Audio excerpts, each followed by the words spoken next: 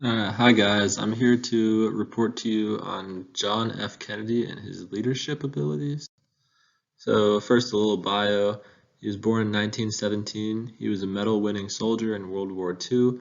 He was the 35th President of the United States, and he was known for his youthfulness and how popular he was while he was in office. So his legacy, some of the things he accomplished, he started the Peace Corps, which is still around today. He was a leader in the civil rights movement. He helped defuse the Cuban Missile Crisis, and he put in the Equality Pay Act, which helped to progress towards women getting equal pay in the workforce. So I believe, among other things, he was a charismatic leader. He was really good at drawing people in to like him and to follow him because they believed in him and they liked him as a person. And that was what enabled him to really be successful as a leader. So some of the leadership values he had, he was very inspirational. Again, he's the youngest president elected in U.S. history. When he talked and when he gave speeches, he did his best to be very inspirational.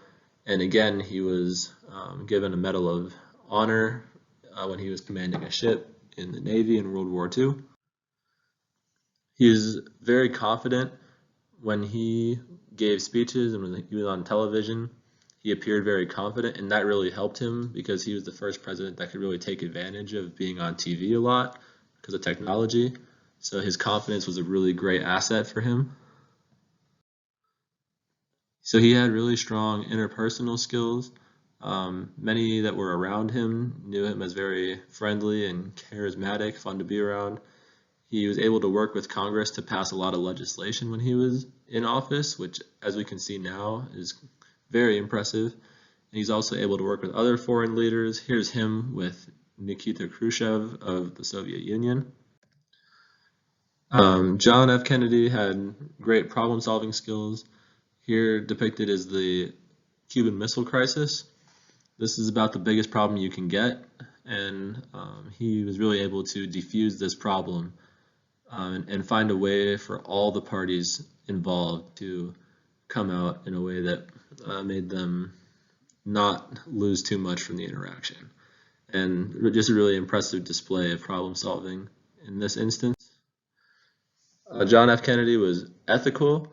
A list of some of the things he did that were good ethically when he was in office. Equal Pay Act, referenced that before. He had some executive orders that he put in that helped progress towards equal treatment for everybody of different races and all that. And he was very vocal in declaring civil rights as a moral cause. He was very goal oriented. He was very interested in getting America on the moon, and that was a goal of his, even though we didn't accomplish that under his term in office. He laid the groundwork for that. He's also noted for having a vision for the world of being non-aggressive and having discourse instead of war.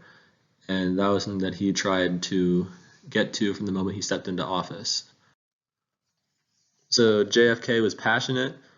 He was really able to bring others into his passion when he spoke.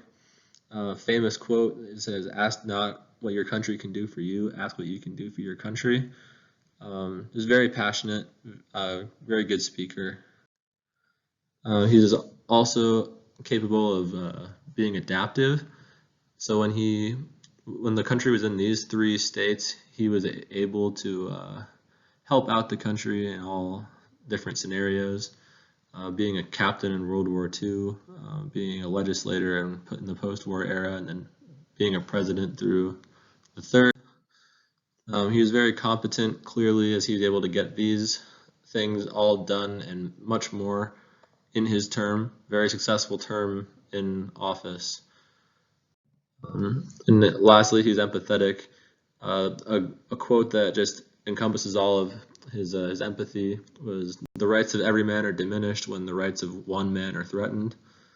Great stuff there. He was looking out for the little guy.